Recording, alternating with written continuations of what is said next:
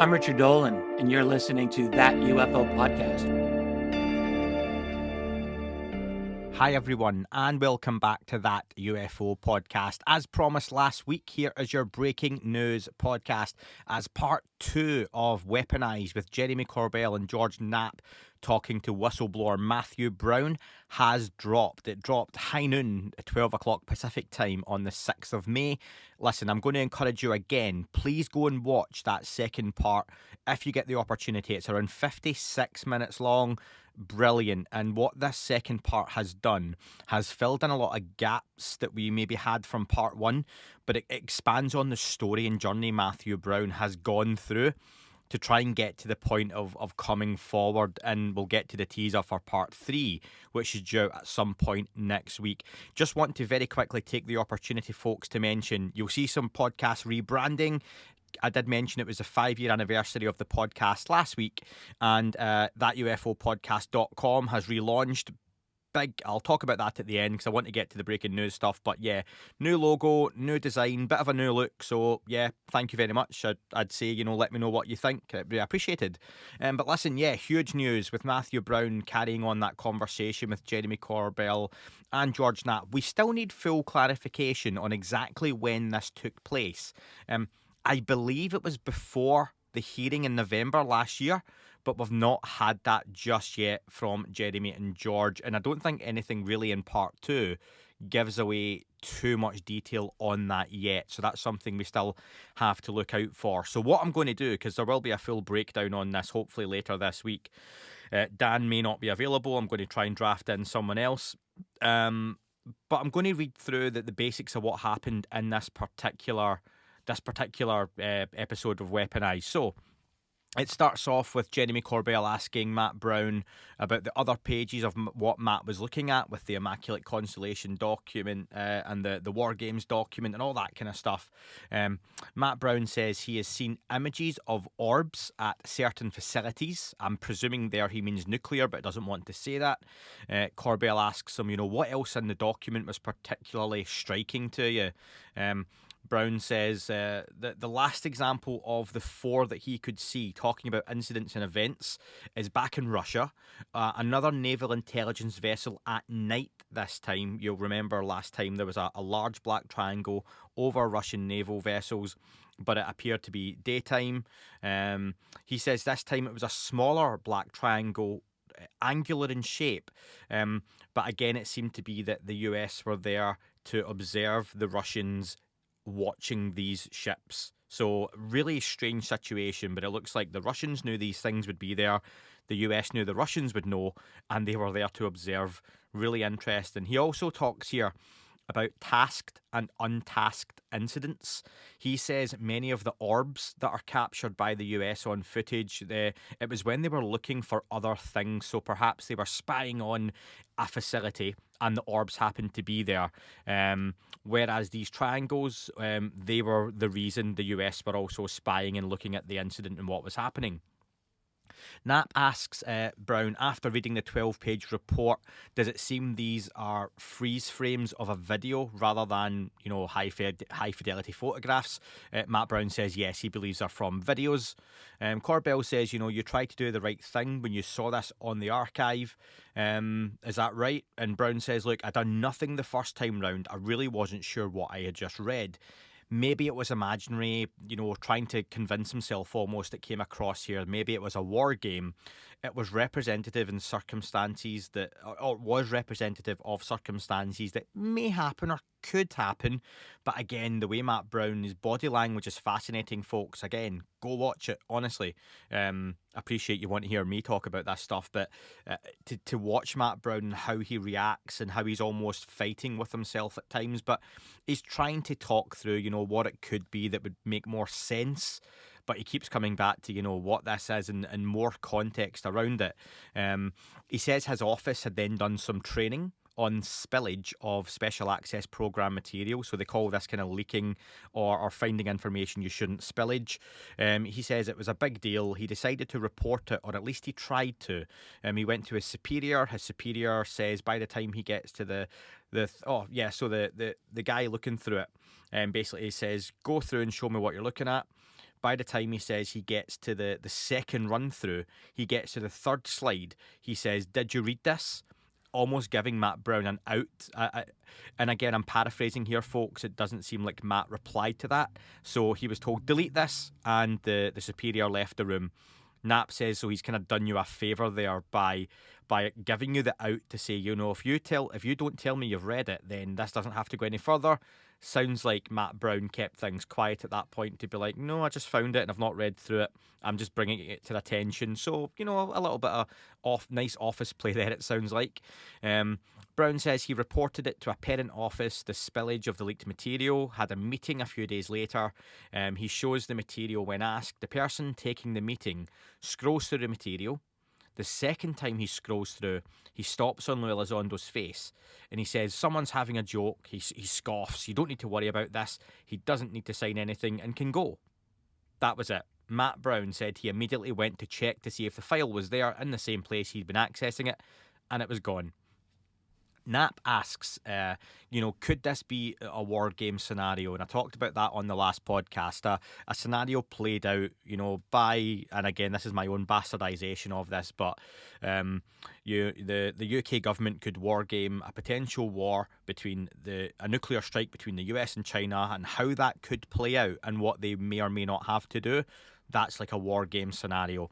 So Knapp says to him, could this be a war game? Could it be readiness? Brown says, yeah, it could, but it doesn't make any sense as to why that would be, why this information would be there. It just doesn't seem to add up. And Brown seems a really logical person. That's what's coming across in these. And he's really trying to almost at times not downplay things, but really trying to put it in a box to say, you know what, this is incredible. This seems ridiculous.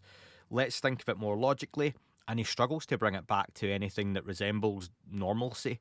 Corbell says when Grush came out before Immaculate Constellation, or IMCON, was ever mentioned, it was searched loads on Google. If folks remember this, I think at the time the Immaculate Constellation stuff came out, they mentioned that if they went back on Google searches to when Dave Grush first appeared in the mainstream, the search term Immaculate Constellation, which wasn't known for some time later, was Googled. There was a massive spike in the Google term for that. So clearly folks in the background who are aware of Immaculate Constellation were jumping on Google and searching it, even though Grush hadn't mentioned that. So that must have been a panic from people in the background. Maybe folks like Matt Brown himself were looking to think, is this something that may or may not come out? But yeah, that's a really interesting little tidbit that, interesting one that. Brown says, if what I talked about had been all I'd seen, then we wouldn't be talking now to Knapp and Corbell. As time passed, things became disturbing. The process of Grush coming forward left a wake on the inside too. And there was a big pause before Matt Brown said all of this. He said offices were behaving weirdly. When the NDAA had the whistleblower protections on there, that was a moment that convinced me, Matt Brown, that this was not under government control. Why is Congress asking for UFO insiders to come to them directly under protection for something that doesn't exist and isn't an issue? Brown says he saw the death of the UAP task force and it rotting from the inside. But he said the last thing that really made him come forward was when he was at the USDI and he read transcripts of Sean Kirkpatrick briefing Senators Rubio, Gillibrand and Warren. He said, here's the truth. Sean Kirkpatrick distorted, downplayed and outright lied. And it's a lie of the big picture that was an issue for Matt Brown here. Brown says, I knew I was something else. I had inside knowledge into the deception of our government by the intelligence community. That's the big statement, and that's the kind of stuff that even though he's internalising all of this and he's trying to work out what he's read, should he come forward, should he not, how does he do that, there's still an element of him saying, no, keep it internal. But then he starts to see more and more and realises that, as, again, we hear that word patriot, don't we, over the years, he has an ethics code, a moral code, and he's thinking, do you know what? My own government, who I am working for and patriotic to, is almost being infiltrated by another government. He mentions in episode 1, doesn't he, or part 1, a government within the government. He mentions reading that Rubio is discussing in the transcripts the legacy programs, and he asks Kirkpatrick, what the hell is the executive branch doing? Have they been running this for 60 years without congressional oversight? Brown said at that point he closed the file, his blood ran cold, he was scared. At that point he knew this phenomenon was real and was being tracked. The cover-up is real and it's inside the house. So again, that feeling that this powerful body that is running things and is seen as, you know, the power in the world, the US government, from the inside has its own government. That's like, you know, like 2000s movies starring, you know, Will Smith and Gene Hackman kind of material. That it's really, really interesting to think this is actually the case, and it does help. And it's not new, this idea, but to hear it being brought out more and more into a kind of mainstream, close to a mainstream now, really helps paint a picture for the UFO topic and why it's so difficult for folks like Matt Brown, Jake Barber, David Grush and others to come forward and do what they're trying to do. This is a really interesting point now coming up for me. Brown says you don't need a massive workforce anymore to do this, and by that he seems to mean the cover up and run this compartmentalised program in secrecy.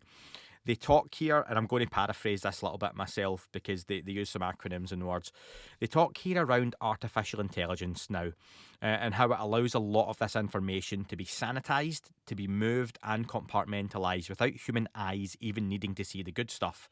Talks about how back in the Cold War days, if facilities or aerospace information was collected, there would be a full version of the data for those who needed it, you know, everything unredacted. And for others, there'd be a manual process to remove the data, the more sensitive stuff to clean it and water it down for those who didn't need to see that. He says now there are tools to do this. And it seemed to, with the talking about the AI, it's almost like there are AI programs that when this stuff's being filmed, and again, I could be wrong here, but this is what I'm taking from it, that when this stuff is being filmed or data is being collected involving UAP, UFOs, before the raw data even gets to the people collecting it, that another part of the organisation can filter it. So the people thinking they're getting their eyes first on the raw data, on the exact incident, what happened and what was there, they aren't. And the way I think of it is, imagine, you know, in the Skittles factory, taking all the red Skittles out the production line before they even go into the packets, and the people who make them not even realising the red Skittles aren't in the packets. That's what it's like. It's so interesting that these AI programs are so far advanced to what we see and what we use, you know. We see a lot of cat videos and weird videos being posted online for memes and stuff now, but what they're actually potentially using AI for at the government level must be incredible. But that was really interesting for me, and I'd love to hear more about that happening, where really interesting data is being removed from source before it even gets to the folks who think they're seeing it first. Fascinating stuff, that, for me, and I'd love to hear people's take on that. Corbell says, and remember, if you're sending your take, check out thatufopodcast.com, fill in the contact form. Thank you. Corbell says Matt realised that people should know. Matt realised the people who should know within the US government are being lied to. Important information and data is being siphoned off without their knowledge. That whole government within a government. Brown says, I conducted my own amateur all-source analysis investigation. Immaculate Constellation was the least detailed of all the stuff he looked into, with what the government and DOD, Department of Defense, knew about UAPs. He collected what he could and took it to Congress. And folks, it's really important to stress here, this is all the stuff that's happening in the background when that legislation, when the UAP Disclosure Act, the NDAA, was being introduced. Folks in the community saw this at the surface level and felt that was all that was happening. It was happening for a reason. And you've got individuals like Matt Brown in the background, just one that we know of so far, who was trying to come forward, trying to break out, and how difficult that really must have been. But having that kind of hope that there was something on the horizon that maybe would allow him to do that. Corbell asks Brown, what steps did you take to come forward? Brown says, I started talking to other people internally who are being vocal about coming forward to Congress as whistleblowers, because There's no direct channel. It's not as if you go knocking on someone's door and say, "Hi, I'd like to whistleblow, please, about UFO stuff." He talked over how he went through this and spoke to people at the right levels. He was in a skiff in the Senate building, had multiple meetings trying to work through the levels. There was more to it, but those additional meetings never happened, and he got the runaround a little bit and things went quiet. Knapp makes an interesting point here that Congress made a huge show of this, but the channels they're trying to say people need to use don't work. Corbell says, there is fear. You're trying to do the right thing, but the channels don't work. How do you feel? Brown says he feels like he felt too small, that the process for reporting didn't work. And I think at this point we're talking 2023 after Grush. He mentions Grush had come out, the month before, and he wasn't sure if his information was even necessary anymore because almost like Grush had trumped him. Pardon the pun. The person who connected Brown to Congress tried to make a network of current and former national security employees who can get together and push this forward, a strength in numbers. Brown planned ahead and he changed roles, got a job in the State Department, and that protected himself to a degree as a whistleblower. After speaking to Congress as a whistleblower, he continued to interact with a person who was starting a fund for whistleblowers. I'm not too sure at that point who he's referring to, one only to kind of chase up, but I've not seen yet any ideas of that online. He said it sounded like a good idea, something he could get involved with. Then he says the UAP Disclosure Act failed. He began to feel other ways to get things out in the open. He says the person that he was in touch with said Congress has told people to start fires and get people trying to save the UAP Disclosure Act. He said he attempted to speak to a few media personalities and whatnot. He felt it was back to square one in winter 2023-24. I think it means late 23 into early 2024.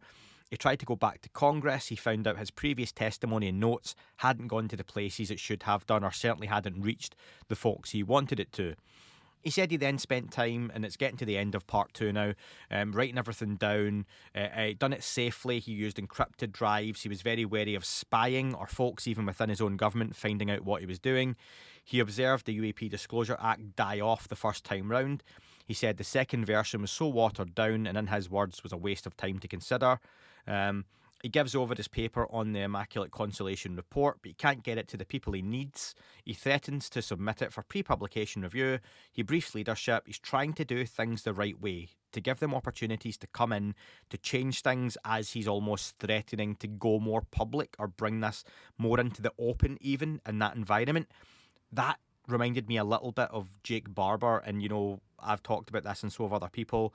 Is there an element of he's trying to do things in an open way, but with undertones of come in, help us? We're giving the people in the background the opportunity to have a say in this still before it potentially gets messy. I don't know. That's what it kind of struck me as. Brown finishes in part 2 saying what happened next was he flew out and met Michael Schellenberger, who was the journalist who introduced the IMCON document at Congress. That's the end of part 2. Part 3, the teaser here was fantastic. Brown says, and I'm going to quote, "What I have learned is we live in a dream, a carefully constructed reality. We make use of a science that is tightly controlled, suppressed and distorted." Knapp in the teaser asks, who are they? Why are they here? Brown says, they are here because of us, that sentient life is precious, and to some it could be a resource. This part 2 was a fantastic piece of journalism for me and really filled out that first part. If you feel there's nothing explosive or juicy in part 2 off of what I've said, then I've not done my job, because I really feel it was a fascinating follow-up to that first part, and part 3 promises to be equally as interesting. I imagine part 3 will be out next week, but I wonder if it'll drop before the hearing that's due next week on the 12th of May. So I wonder if we see that early, but who knows, we'll find out soon enough. But well done to Knapp, well done to Corbell, go check out Weaponized, folks, and well done to Matt Brown coming forward. I'd love to know your thoughts on all of this. You can email me, of course, but I'm trying to encourage folks, like I say at the beginning, to use the brand new website, thatufopodcast.com. Go have a play about. If there's anything missing you feel you'd like to see, let me know. But using the contact form would be really useful for me to collate all this as well. Please check out the website regardless. It's been done with the help of a listener who has done all the hard work, and along the way I've just kind of let him know what I was looking for. You'll see the new branding there as part of it, a new logo, so look out for that online. Wanted to just kind of streamline things, give it a new look. It's something that's been in the pipeline for a while now. So thank you so much, and please go check out Weaponized Part 2 with Matt Brown. Let me know what your thoughts are. There will be a breakdown on this later in the week, and I've got Dr. Peter Scaffish from the Sol Foundation joining me this weekend. That was postponed from last week, and that will be out for you all very soon. So thank you so much for listening, folks. Hi everyone. If you listen to the podcast on an Apple device, you can support directly by going on to Apple Podcasts and clicking the subscribe button. And for less than the price of a coffee per month, you can get early access to episodes in full, and no adverts or sponsorships like this one you're hearing now. It also supports directly to me at the podcast, so thank you very much. Also, don't forget to go and leave the podcast on Apple a 5-star review, and make sure you click the follow button too. Thanks.